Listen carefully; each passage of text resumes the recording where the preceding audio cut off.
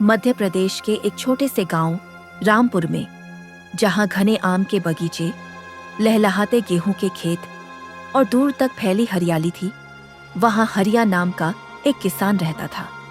उसकी उम्र 45 साल थी, लेकिन मेहनत ने उसे उम्र से अधिक बूढ़ा बना दिया था।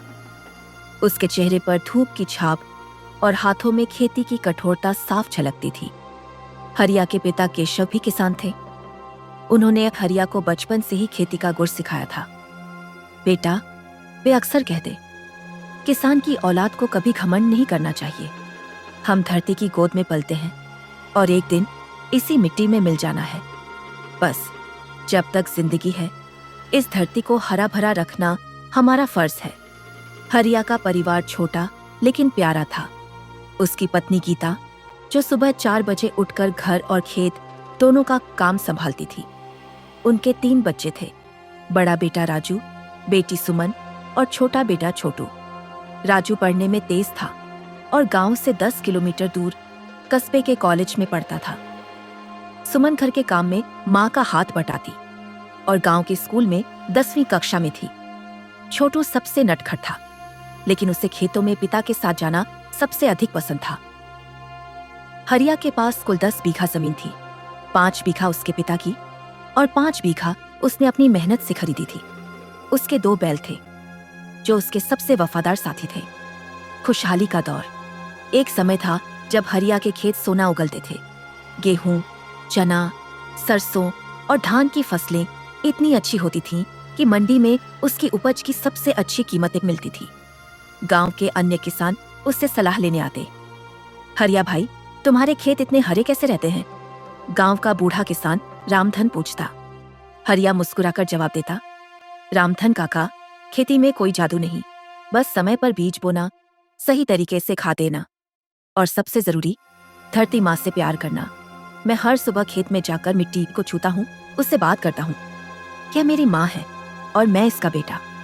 उन दिनों हरिया ने अपने घर की मरम्मत करवाई, बच्चों की शिक्षा पर पूरा ध्यान दिया और गांव के मंदिर में दान भी दिया। उसकी मेहनत रंग ला रही थी। समाज सेवा। हरिया सिर्फ अपने बारे में नहीं सोचता था। गांव में जब कोई किसान मुसीबत में हुआ होता तो वह बिना कहे उसकी मदद करता। एक बार गांव के एक गरीब किसान मोहन की बेटी की शादी थी, लेकिन उसके पास पैसे नहीं थे। हरिया ने चुपचाप 10,000 रुपये उसे दे दिए। भाई साहब, मैं ये कर्ज कैसे चुकाऊंगा? मोहन ने आंखों में आंसू ले कहा। हरिया ने उसके कंधे पर हाथ रखते हुए कहा, यह कर्ज नहीं है मोहन भाई, हम किसान हैं, धरती के बेटे। एक दूसरे का साथ नहीं देंगे तो कौन देगा? बस अगर कभी किसी और को जरूरत पड़े तो उसकी मदद कर देना। पहले संकेत।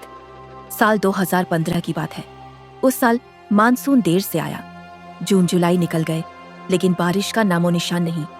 किसान चिंतित थे। हरिया ने धैर्य रखा और बोरवेल से पानी लगाकर खेत की सिंचाई की। अगस्त में जब बारिश आई तो इतनी तेज आई कि बाढ़ जैसी स्थिति हो गई। आधी फसल पानी में डूब गई। हरिया ने हिम्मत नहीं हारी। अभी भी समय है, दोबारा बुवाई कर सकते हैं, उसने सोचा। लेकिन समस्याएं यहीं खत्म नहीं हुई। बैंक ने ब्याज दरें बढ़ा दी। खाद और बीज के दाम आसमान छू रहे थे। सरकार ने जो न्यूनतम समर्थन मूल्य MSP घोषित किया, वह लागत के बराबर भी नहीं था। पहला कर्ज। पहली बार हरिया को कर्ज लेना पड़ा। उसने बैंक से 50,000 रुपए का कृषि ऋण लिया। यह तो बस 1 साल की बात है, उसने गीता को समझाया। अगली फसल अच्छी होगी तो सब ठीक हो जाएगा। लेकिन अगली फसल भी अच्छी नहीं हुई। टिड्डियों का हमला हुआ, फिर पाले ने नुकसान किया। हरिया का कर्ज बढ़कर 1 लाख हो गया। लगातार असफलता। अगले 3 सालों में हरिया ने हर संभव कोशिश की। उसने नई तकनीकें अपनाई, कृषि विज्ञान केंद्र के वैज्ञानिकों से सलाह ली, जैविक खेती का प्रयोग किया। लेकिन किस्मत उसका साथ नहीं दे रही थी। 2016 में सूखा पड़ा, 2017 में अतिवृष्टि, 2018 में बाजार में अचानक कीमतों में गिरावट आई। हरिया का कर्ज अब 3 लाख तक पहुंच चुका था। बैंक वाले हर हफ्ते आकर वसूली की बात करते। उसे साहूकार से भी पैसे उधार लेने पड़े, ऊंची ब्याज दर पर। पारिवारिक तनाव। घर में तनाव बढ़ने लगा। गीता चिंता से घुली जा रही थी। खेती छोड़ दो, वह रोते हुए कहती। शहर चलते हैं, कोई नौकरी कर लेंगे। लेकिन हरिया के लिए यह आसान नहीं था। यह सिर्फ खेती नहीं है गीता, यह हमारी पहचान है। मेरे बाप दादा इसी धरती पर पले बढ़े, मैं इसे कैसे छोड़ दूं? राजू की पढ़ाई पर भी असर पड़ने लगा। कॉलेज की फीस नहीं भर पाने के कारण उसका नाम काट दिया गया। राजू ने हिम्मत दिखाई और कहा, पिताजी मैं पढ़ाई छोड़ देता हूँ, आपके साथ खेती में हाथ बटाऊंगा। हरिया की आंखों में आंसू आ गए। नहीं बेटा, तुम पढ़ोगे, मैं किसी न किसी तरह इंतजाम कर लूंगा। मैं नहीं चाहता कि तुम्हें भी वही संघर्ष झेलना पड़े जो मैं झेल रहा हूँ। गांव की बैठक। एक दिन गांव के सरपंच ने सभी किसानों की बैठक बुलाई। लगभग सभी किसान परेशान थे। कुछ ने तो खेती छोड़कर शहर जाने का फैसला भी कर लिया था। बैठक में बहुत बहस हुई। कुछ लोगों ने सरकार को कोसा, कुछ ने किस्मत को। लेकिन हरिया चुपचाप सुन रहा था। अचानक एक युवा लड़का खड़ा हुआ, विकास, जो शहर से पढ़कर लौटा था। उसने कहा, भाइयों, रोने धोने से कुछ नहीं होगा, हमें मिलकर कुछ नया करना होगा। मैंने शहर में देखा है कि किसान मिलकर सहकारी समितियां बनाते हैं, सीधे बाजार में उतरते हैं, बिचौलियों को हटाते हैं। नई शुरुआत का संकल्प। विकास की बात ने सबको सोचने पर मजबूर कर दिया।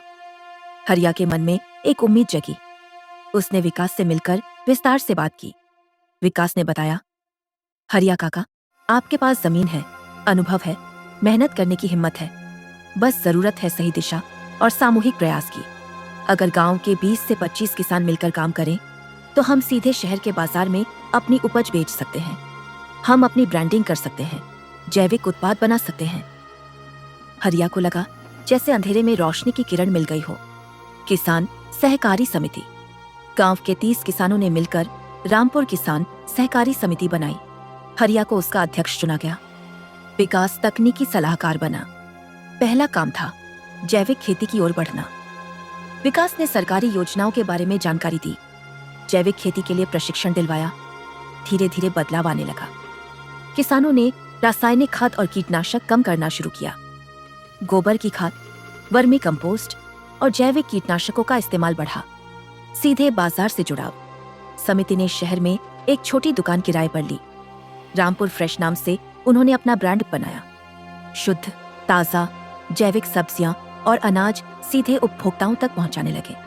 शुरुआत में मुश्किलें आईं। लोग महंगे जैविक उत्पाद खरीदने में हिचकते थे, लेकिन धीरे धीरे गुणवत्ता देखकर ग्राहक बढ़ने लगे। विकास ने सोशल मीडिया पर प्रचार शुरू किया। खेत से सीधे आपकी थाली में का नारा लोगों को पसंद आया।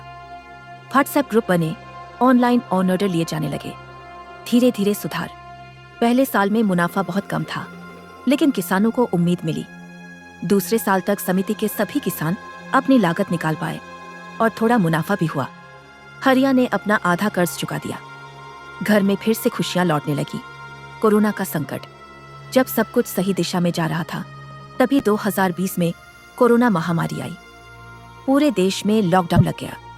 शहर की दुकान बंद हो गई, परिवहन बंद हो गया। किसानों के सामने फिर से संकट। फसल तैयार थी, लेकिन बेचने का कोई रास्ता नहीं। हरिया ने हार नहीं मानी। उसने समिति की बैठक बुलाई, सोशल डिस्टेंसिंग के साथ। हमें कुछ नया सोचना होगा, उसने कहा। डिजिटल क्रांति। विकास ने सुझाव दिया, काका, क्यों ना हम पूरी तरह ऑनलाइन हो जाएं? व्हाट्सएप और फोन के जरिए ऑर्डर ले और होम डिलीवरी करें। यह आसान नहीं था। गांव के बुजुर्ग किसानों का तकनीक समझना मुश्किल था, लेकिन युवा पीढ़ी ने हाथ बटाया। राजू और गांव के अन्य युवाओं ने मिलकर एक व्हाट्सएप बिजनेस अकाउंट बनाया, फेसबुक पेज शुरू किया। लॉकडाउन में लोग ताजा और जैविक सब्जियां घर पर मंगवाना चाहते थे। रामपुर फ्रेश की डिमांड बढ़ गई। ट्रैक्टर लेने की योजना बनाई। गांव का बदलता चेहरा। रामपुर किसान सहकारी समिति की सफलता की खबर आसपास के गांवों में फैल गई। शिक्षा का महत्व। राजू ने कृषि विज्ञान में स्नातक की पढ़ाई पूरी की। उसने गांव लौटकर समिति में नई तकनीकें लागू की। ड्रिप इरिगेशन, सोलर पंप, मौसम पूर्वानुमान ऐप। सुमन ने बायोटेक्नोलॉजी में दाखिला लिया। 24 में फिर से समस्याएं आईं। जलवायु परिवर्तन के कारण बेमौसम बारिश, अचानक तापमान में बदलाव। लेकिन अब हरिया और उसके साथी तैयार थे।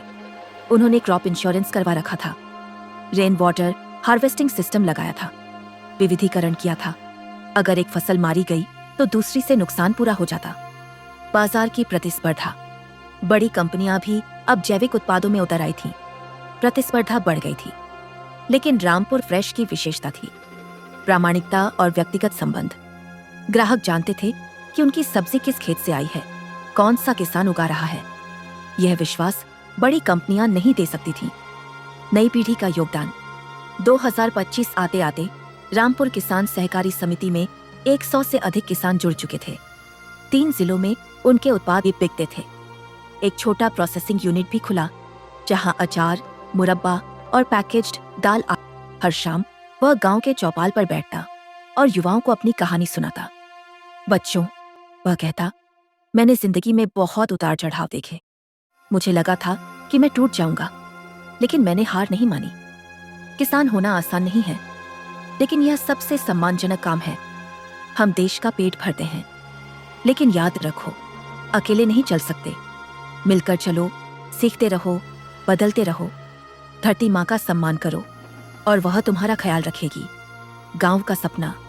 हरिया का सपना था कि रामपुर एक मॉडल गांव बने, जहां हर किसान खुशहाल हो, हर बच्चा पढ़ा लिखा हो, हर घर में बिजली पानी हो। समिति ने गांव में एक पुस्तकालय खोला, जहां खेती की किताबें और इंटरनेट की सुविधा थी। स्वास्थ्य केंद्र बनवाया, जहां महीने में 2 बार डॉक्टर आते थे। बुजुर्गों के लिए पेंशन व्यवस्था की। समापन, धरती का आशीर्वाद। आज जब हरिया अपने खेतों में खड़ा होकर लहलहाती फसल को देखता है, तो उसकी आंखों में संतोष के आंसू आ जाते हैं। वह हाथ में मिट्टी उठाकर माथे से लगाता है। धन्यवाद माँ, वह फुसफुसाता है। तूने मेरी मेहनत का फल दिया। दूर से गीता की आवाज आती है, खाना तैयार है, आ जाओ। हरिया मुस्कुराता है। घर लौटते वक्त वह रुककर एक बार फिर खेतों को देखता है।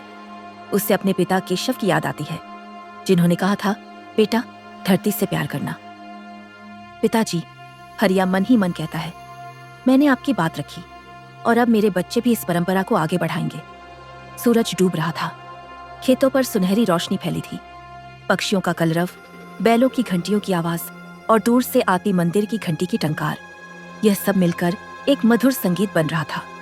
यही तो है किसान की असली कहानी। संघर्ष, धैर्य, मेहनत और आखिर में विजय की कहानी। संदेश, किसान सिर्फ अन्नदाता नहीं, बल्कि देश की रीढ़ है। उनका सम्मान करें, उनकी समस्याओं को समझें और उनका साथ दें, क्योंकि अगर किसान खुशहाल होगा तो देश खुशहाल होगा। जय किसान, जय जवान, जय विज्ञान।